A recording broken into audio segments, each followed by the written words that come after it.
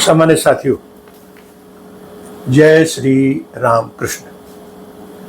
आज की रामचरितमानस मीमांसा की इस सुमधुर प्रसंगावली में हम आपके साथ चर्चा करेंगे कि कवि कुलभूषण संत शिरोमण गोस्वामी तुलसीदास जी ने अपने अमर ग्रंथ रामचरितमानस और अन्य उनके जो साहित्य सृजित किया है उसमें कृष्ण कथा का कैसे और कब समावेश किया। ये जो है प्रसंग बहुत ही मार्मिक और दिव्य और अलौकिक है। इसलिए हम चाहेंगे कि भक्ति धारा की अद्वैत परंपरा के अंतर्गत इसे आप अवश्य सुने। मानस के ऊपर बहुत शोध हुए हैं और गोस्वामी तुलसीदास जी के जीवन चरित्र पर तमाम शोध ग्रंथ लिखे गए हैं।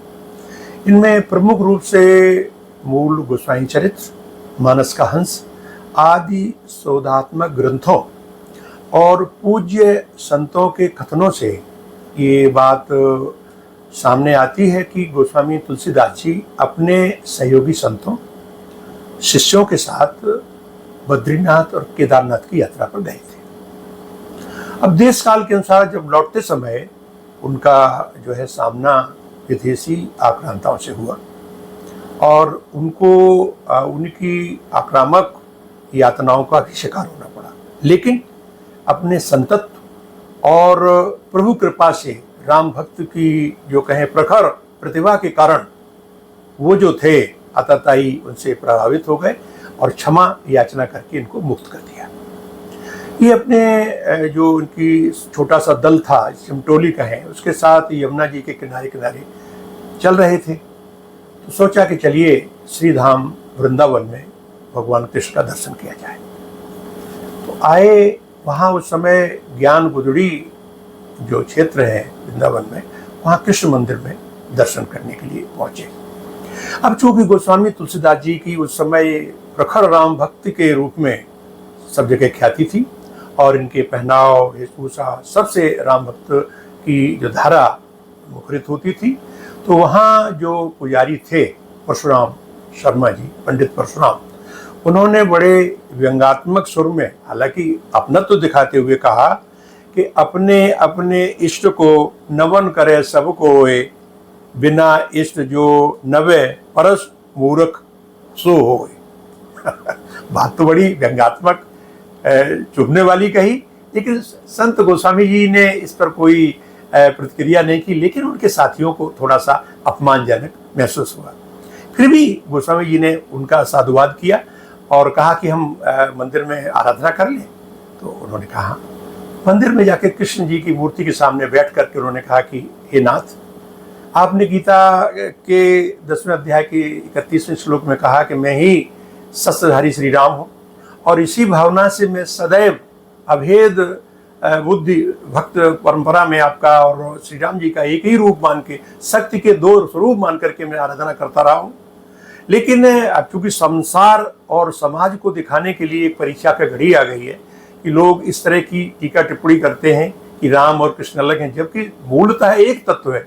तो हे नाथ, यदि आप मेरी प्रार्थना से अभिभूत हैं तो आज लोगों को इस बात का यह है प्रभाव दिखा दीजिए। परीक्षा के इस काल में हमारी जो है इस विनती को सुन लीजिए। इतना कहना था, वहाँ उपस्थित ब्रजवासी संत मंडल ने देखा कि भगवान कृष्ण की मूर्ति में श्री रामचंद्र जी का विग्रह प्रकट हो गया। सबको देख करके बड़ा आश्चर्य हुआ और गोस्वामी जी के प्रति बड़ा भक्ति भाव उमड़ गया।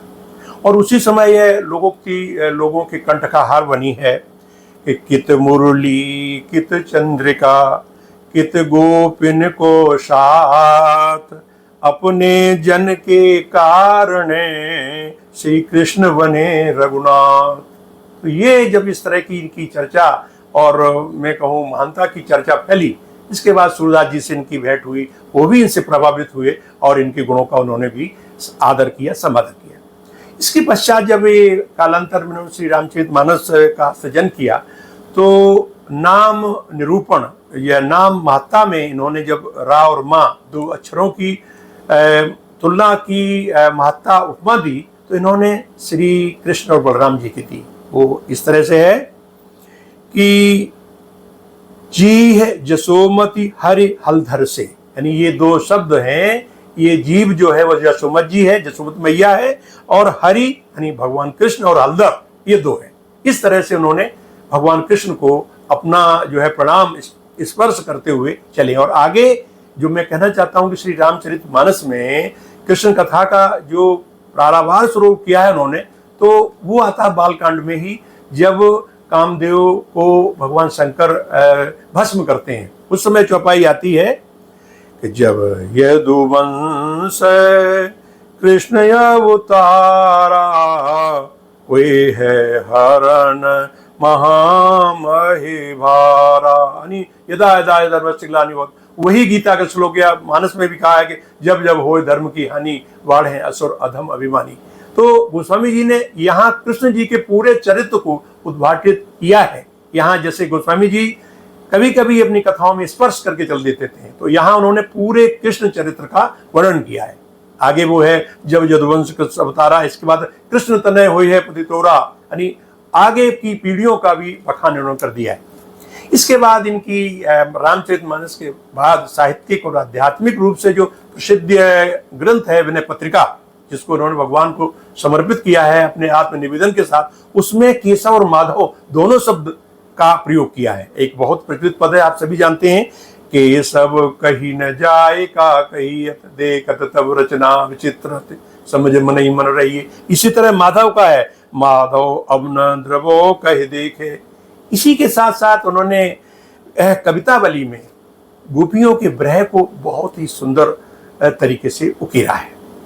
अब हम आपको एक और चीज बताने जा रहे हैं कि इस सब जो धारा, जिसे कहें कृष्ण भक्ति की धारा प्रभावित कीचू दोनों को एक मानते थे, उन्होंने श्री कृष्ण के संपूर्ण जीवन पर एक बहुत ही सुंदर ग्रंथ रचा है, जिसका नाम है श्री कृष्ण गीतावली। ये गीता प्रेस गोरखपुर से इसका प्रकाशन हुआ है। इसमें 61 दोहे हैं और इनकी बाल लीलाओं से लेकर के पूरे जीवन का वांग्यम प्रस्तुत किया गया है। बहुत ही अनुकरणीय और मैं कहूँ पठनीय है। तो इसी तरह से मैं ये भी कहना चाहूँगा, मेरा एक लेख भी कल्याण में गीता प्रेस से जो निकलता है, उसमें अगस्त 2023 में प्रकाशित हुआ था। श्री रामचरितमानस में कृष्ण कथा की प्रभावित धारा प्रभाव किस तरह हुआ है वो इसमें दिया, वो भी हम आपके संदर्भ के लिए प्रस्तुत कर रहे हैं। यहाँ ये मैं बताना चाहूँगा कि पूज्यपाद पोद्दार जी, आज के ज़माने में लोगों का अभिकथन है कि वो आधुनिक तुलसी है, क्योंकि जिस तरह तुलसीदास जी ने रामचरितमानस को घर घर पहुँचाया था, ठीक उसी तरह से भाई जी ने शुद्ध सरल भाषा में रामचरितमानस का अनुवाद जो किया है, वो आज घर घर में आज पूजा के लिए, हमारे पारायण के लिए प्रस्तुत है। तो इस तरह से लोग मानते हैं कि आधुनिक तुलसी के रूप में भी भाई जी की भूमिका को हम सराहते हैं। और दूसरा, उन्होंने तुलसीदास जी की जो अभेद भेद भक्ति को और प्रचारित या प्रखारित करने के लिए ये षोडश मंत्र है, हरे राम राम राम हरे हरे, हरे कृष्ण कृष्ण कृष्ण हरे हरे, इसके जाप का सामूहिक अभियान चलाया और कल्याण में एक नाम जप विभाग बना दिया, जो 6 महीने में जो सदस्य इसका जाप करते हैं उनकी सूचना ली जाती है, दी जाती है। तो सम्मानित साथियों, मेरे कहने का आशय यह है कि राम और कृष्ण दोनों एक ही तत्व हैं, दोनों को एक मान करके हम साधना और उपासना करें। गोस्वामी जी का चरित्र आपके सामने प्रस्तुत है कि किस तरह से भगवान कृष्ण ने राम का रूप धारण करके साबित कर दिया कि हम दोनों एक हैं। तो आज के प्रसंग में यही, आगे फिर किसी प्रसंग में आपसे इसी तरह संतों की वाणी या सदग्रंथों के किसी सुंदर प्रसंग पर चर्चा करेंगे। हरे राम राम राम हरे हरे, हरे कृष्ण कृष्ण कृष्ण हरे हरे।